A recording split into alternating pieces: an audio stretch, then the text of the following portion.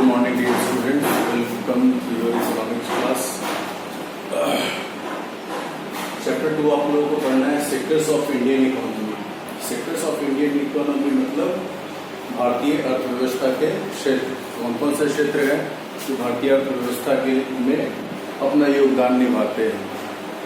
इसके पहले ओवरव्यू में पॉइंट्स को आप समझ ले। हमें जो टॉपिक डील करना है उसमें 3 सेक्टर्स ऑफ इकोनॉमी मतलब भारतीय अर्थव्यवस्था के जो 3 क्षेत्र है वो comparison of 3 sectors of economy, तीनों जो क्षेत्र है उनका आपस में कंपैरिजन और difference between organised sectors and unorganised sectors.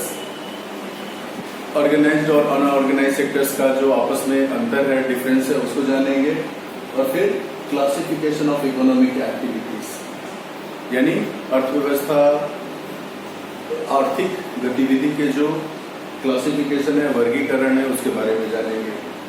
So first of all economic activities. Economic activities all activities which generate some income. वो सारी एक्टिविटीज, वो सारी गतिविधि जो कुछ न कुछ हमें आर्थिक सहयोग प्रदान करे, हम कुछ अर्थोपार्जन कर सके यानी इनकम जनरेट कर सके, वैसे सारी एक्टिविटी इकोनॉमिक एक्टिविटी कहलाएगी। जैसे टीचर टीचिंग करके अपनी इनकम जनरेट करता है, लॉयर वकालत करके अपनी इनकम जनरेट करते हैं। हर व्यक्ति जो किसी न किसी कार्यकलाप में लगा है, किसी न किसी एक्टिविटी में इन्वॉल्व है और पैसे की कमाई कर रहा है, वो सारे के सारे इकोनॉमिक एक्टिविटीज कहलाएंगे। So first of all division of economic activities. Economic activities यानी आर्थिक क्रियाकलाप में जो 3 सेक्टर्स है उसको जानना जरूरी है। Primary sectors, secondary sectors and tertiary sectors. Primary sector वो सारी एक्टिविटीज जो नेचुरल रॉ मटेरियल को यूज करे और हमें नेचुरल प्रोडक्ट प्रोवाइड करे। 9th क्लास में आप लोगों ने ऑलरेडी पढ़ा भी होगा। जैसे related to agriculture, animal husbandry, mining etcetera. Agriculture है, एनिमल हस्बेंड्री है, इन सब में एग्जांपल लीजिए तो एग्रीकल्चर में जो रॉ मटेरियल होता है वो सीड, सॉइल, वाटर, ये तीनों के तीनों नेचुरल है और इनका जो प्रोडक्ट होता है क्रॉप यानी फसल, वो भी नेचुरल है। एनिमल हस्बेंड्री पशुपालन में जो हम रॉ मटेरियल यूज करते हैं, जानवरों को चारा खिलाते हैं, वो नेचुरल है और उनसे जो हमें प्रोडक्ट मिलता है वो भी नेचुरल है। So natural raw material when gives natural product, वो सारी एक्टिविटी प्राइमरी एक्टिविटी कहलाएगी। Secondary activity related to manufacturing, तो all kinds of manufacturing industries, चाहे वो स्मॉल स्केल इंडस्ट्री हो या लार्ज स्केल इंडस्ट्री हो या हेवी इंडस्ट्री हो, किसी भी तरह की इंडस्ट्री जहां भी मशीन से हम मशीनरी का यूज करके इस्तेमाल करके प्रोडक्शन करें, वो सारे के सारे सेकेंडरी सेक्टर एक्टिविटीज कहलाएंगे। Tertiary sector provide support service to other 2 sectors. Tertiary sector यानी तृतीय क्षेत्र वो क्षेत्र है जो बाकी के दोनों प्राइमरी और सेकेंडरी सेक्टर्स को सर्विस प्रोवाइड करता है, इसलिए हम इसे सर्विस प्रोवाइडर सेक्टर भी कहते हैं। तो जितने भी trade, transport, tourism, communication, education, जितने भी सारी एक्टिविटीज जहां हम सर्विस प्रोवाइड करते हैं या सर्विस पाते हैं, वो सारी की सारी टर्शियरी सेक्टर कहलाएंगे। चलिए अब आगे आइए कंपैरिजन ऑफ 3 सेक्टर्स। तीनों सेक्टर जो है प्राइमरी, सेकेंडरी और टर्शियरी, तीनों का कंपैरिजन कैसे करें और उनसे हमें क्या पता चलता है। जैसे thousands of economic activities going on all around the world, पूरे वर्ल्ड में हजारों आर्थिक क्रियाकलाप चलता है, उनमें से सबका वर्गीकरण किया गया है, सबका क्लासिफिकेशन किया गया है 3 ही सेक्टर में, प्राइमरी, सेकेंडरी और टर्शियरी। फिर उनका फायदा क्या है, उनके क्या अलग अलग कारण है, उनके क्या अलग अलग बातें हैं उनसे। जैसे एक एग्जांपल लीजिए सिंपल सा, हर इकोनॉमिक एक्टिविटीज के लेवल में कुछ न कुछ हमें गुड्स और सर्विसेज में वैल्यू ऐड होता है, यानी उसकी कीमत बढ़ती जाती है। एक एग्जांपल है, जैसे फार्मर सेल्स व्हीट एट ₹8 पर केजी, किसान 8 रुपए किलो के हिसाब से गेहूं बेचता है।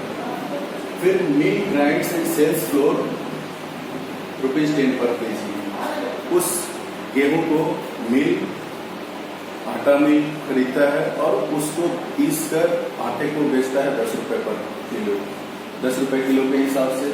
फिर biscuit company uses flour and sells biscuit at ₹4.80 per KG. उस आटे को खरीदता है बिस्किट कंपनी और उस आटे का बिस्किट बनाने के बाद 80 रुपए पर किलो के हिसाब से बेचता है।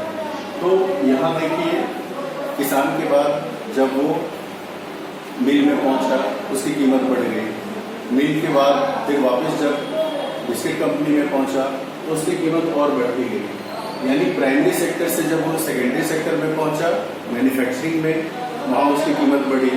मैन्युफैक्चरिंग से जब वो टर्शियरी सेक्टर यानी बिस्किट कंपनी में पहुंचा, वहाँ उसकी कीमत और बढ़ गई। तो प्राइमरी सेक्टर से ज़्यादा इनकम जनरेट करता है tertiary sector, tertiary sector secondary sector, secondary sector से के बाद अगर कोई चीज़, कोई सर्विस टर्शियरी सेक्टर में जाती है तो फर्दर उसका वैल्यू बढ़ता है, उसमें वैल्यू ऐड होता है। कंट्रीज इन्वॉल्व इन, अच्छा, value added to every stage of activity.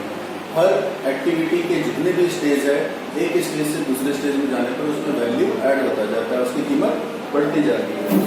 Countries involve in secondary and tertiary sectors activity are more prosperous. वो सारे कंट्रीज वर्ल्ड में जो सेकेंडरी और टर्शियरी सेक्टर में ज़्यादा इन्वॉल्व है वो काफ़ी धनी है, समृद्ध है, प्रोस्पेरस है। चलिए, आपने तीनों सेक्टर का कंपैरिजन थोड़ा बहुत समझा होगा, बाकी आप विशेष अपने बुक्स, नोट्स वगैरह से कर सकते हैं। Gross domestic product, GDP. GDP एक टर्म है, ग्रॉस डोमेस्टिक प्रोडक्ट, हिंदी में कहते हैं सकल घरेलू उत्पाद। Find the value of final goods and services produced in all three sectors during a particular year is called gross domestic product. Value of final goods and services produced in all three sectors during a particular year is called gross domestic product. तो जितने भी sectors हैं, जितने भी आर्थिक क्षेत्र है, primary, secondary और टर्शियरी, तीनों क्षेत्र से पूरे साल में जितनी कुल आमदनी हुई है, उस सारे आमदनी को जोड़कर तब किसी देश का वो सकल घरेलू उत्पाद यानी ग्रॉस डोमेस्टिक प्रोडक्ट जीडीपी कहलाता है। जीडीपी एक और टर्म आएगा जीएनपी, वो हम बाद में डिस्कस करेंगे। जीडीपी का मतलब घरेलू उत्पाद, देश के अंदर देश के बाहर से कोई रिलेशन नहीं है। देश के अंदर जितनी भी सेवाएं हैं, जितने भी सेक्टर्स हैं, प्राइमरी, सेकेंडरी और टर्शियरी, तीनों सेक्टर से एक साल में जितना भी इनकम जनरेट हुआ वो कहलाएगा आपका जीडीपी, ग्रॉस डोमेस्टिक प्रोडक्ट। चलिए आगे फिर हम डिस्कस करेंगे। Thank you.